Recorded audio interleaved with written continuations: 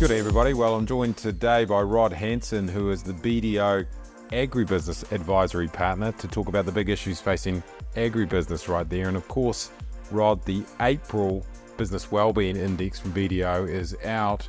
What have agribusiness leaders been saying in that? Thanks, Betty. Look, some might be surprised in terms of the outcomes of the survey. There's been a very positive sentiment around business performance at this particular time since our last October survey, and similar feelings future looking in terms of the viewpoints there. People are feeling very positive about things, with the survey results trending back to where we've seen previously.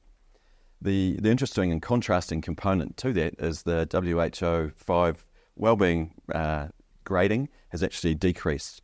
So whilst we're seeing some sentiment improving around the business aspect, there is some decline in terms of wellbeing component to that. And it's interesting, without looking in behind the detail, to see what sector that might be specific to.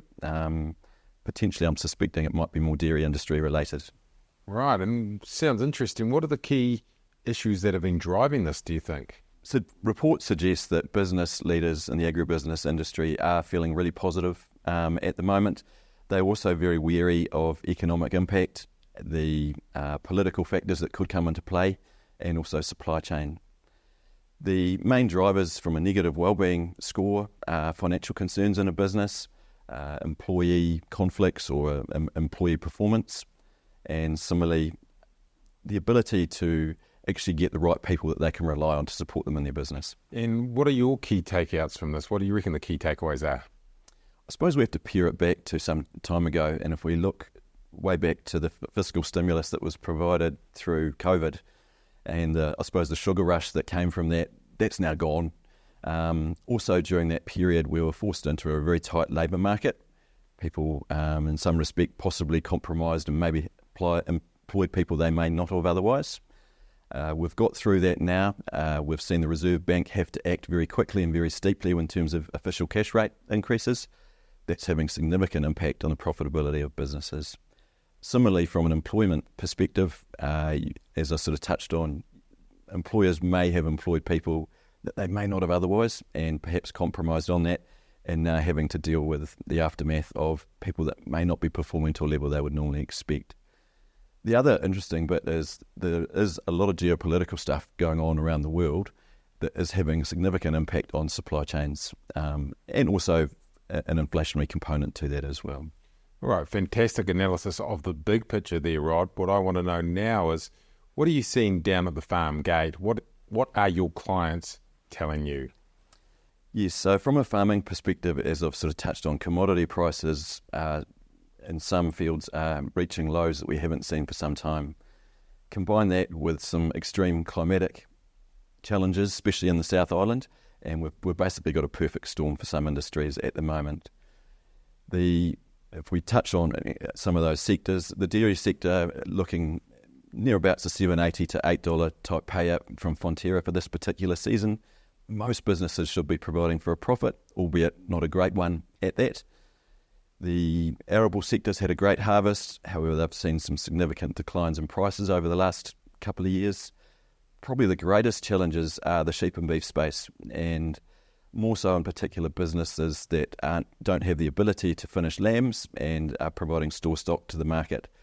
The sheep meat market globally has been impacted by an oversupply, and also some of our major trading partners have sluggish growth well beyond what is sustainable in their own countries. Hence the demand hasn't been there for our product, and it's really impacting quite significantly on prices. We haven't faced into this for quite some time in this space.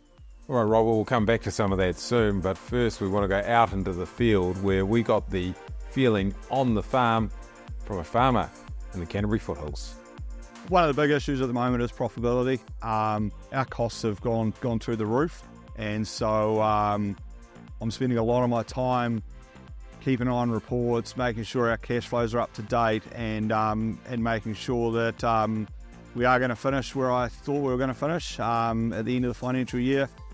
So yeah, profitability is a huge one at the moment. Obviously the last year in the dairy sector has been tough, and we've managed to navigate our way through that, and I feel as though we are coming out the other side, and there are some green shoots starting to emerge in the dairy sector. So having a diverse business like we do, it just helps to average things out, I suppose, and create a little bit of positivity in what has been a tough year.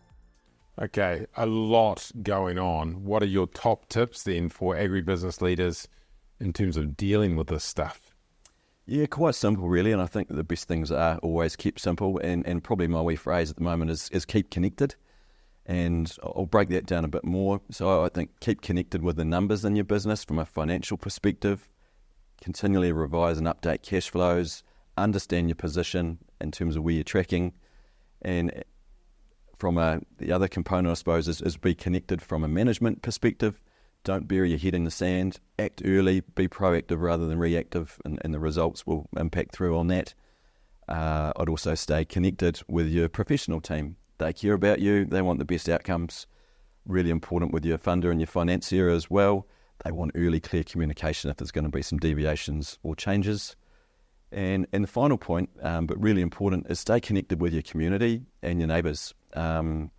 Look, when we have challenging times, we all know how that can impact on people's health, and I think it's really important that people get off farm and they socialise and lean over the fence and just connect with their neighbour to see how they're going as well.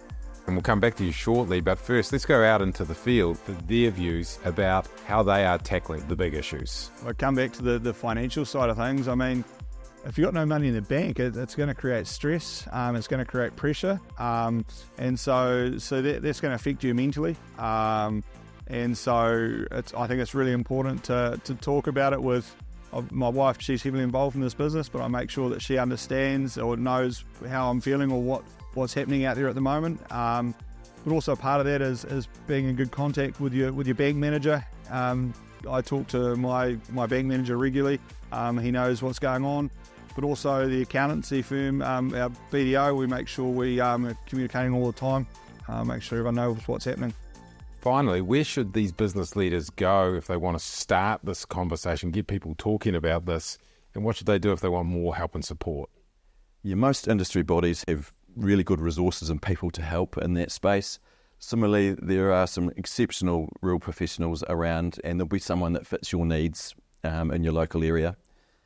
The other important body sitting in behind all this, and we've talked about them previously, is the Rural Support Trust. They do an exceptional job. So if yourself or a friend or neighbour you think needs a bit of assistance in a confidential way, they are a very good resource to go to.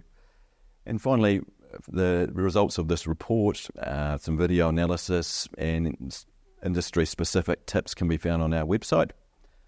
Probably more importantly, in association with that, have a look at your own business, review it, reflect what are the key priorities, and develop a strategy with your peers, colleagues and your team. All right, Rod Hanson, that was fantastic. Thank you very much. Thanks, Betty.